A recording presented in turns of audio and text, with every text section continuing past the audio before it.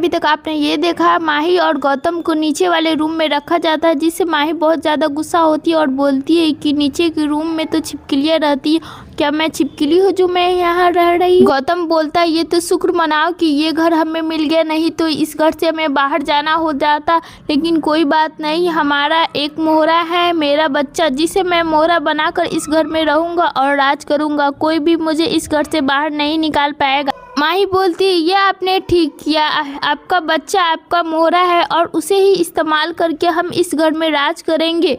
आखिरकार आपका भी इस घर में हक है। आपको इस घर से बाहर निकालने वाला होता कौन है और मुझे इस घर से बाहर निकालने वाला कौन। दूसरी तरफ प्रेम राही बात कर रहे होते हैं। प्रेम बोलता है मुझे बेटी चाहिए, सेम तुम्हारी जैसी। मोटी बाई ये दोनों की बातें सुन लेती है। राही बोलती है पर मुझे अभी बच्चा नहीं चाहिए। मोटी बाई बोलती है मेरा टिंकू परिवार बढ़ाना चाहता और ये लड़की उसे अपनी मर्जी थोप रही है। हे श्रीनाथ जी, कैसी उल्टी गंगा बह रही है। दूसरी तरफ राही बोलती है प्रेम तुम्हें बुरा तो नहीं लगा, क्योंकि मैं अभी इसके लिए तैयार नहीं हूँ। प्रेम बोलता है कोई बात नहीं राही, जब तुम राजी रहोगी तभी हम इसके लिए तैयार रहेंगे, नहीं तो नहीं। अब दूसरी तरफ मीता आती है और अनिल से माफ़ी मांगने लगती है कि मेरी गलती थी, मैंने ये घर छोड़कर चली गई, प्लीज़ मुझे माफ़ कर दीजिए। अनिल बोलता है कि नहीं, मैं तुम्हें माफ़ नहीं करने वाली हूँ।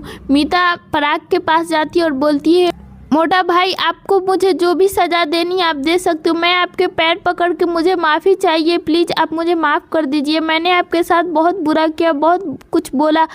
पराग बोलता है अरे मीता तुम ये क्या कर रही हो, मैंने तुम्हें ऐसा कुछ नहीं करने के लिए बोला है और प्लीज़ ऐसा मत करो, तुम इस घर की हो और ये घर तुम्हारा है। तभी वहाँ पे ख्याति आ जाती है और मीता से बोलती है कि मीता बहन आपने अभी तक जो बोला सो मैंने सह लिया और पराग जी ने भी।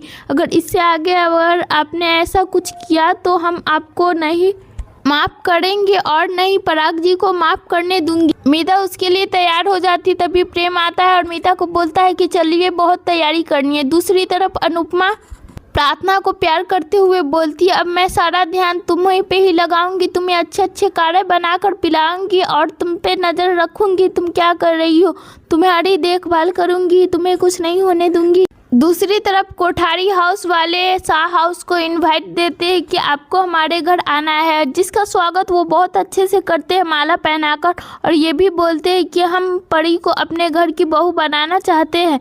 ये सब बातें सुनकर बहुत खुश हो जाती है। परी अब दुल्हन की तरह इस घर में आती है, जिसका आरती से स्वागत करते हैं।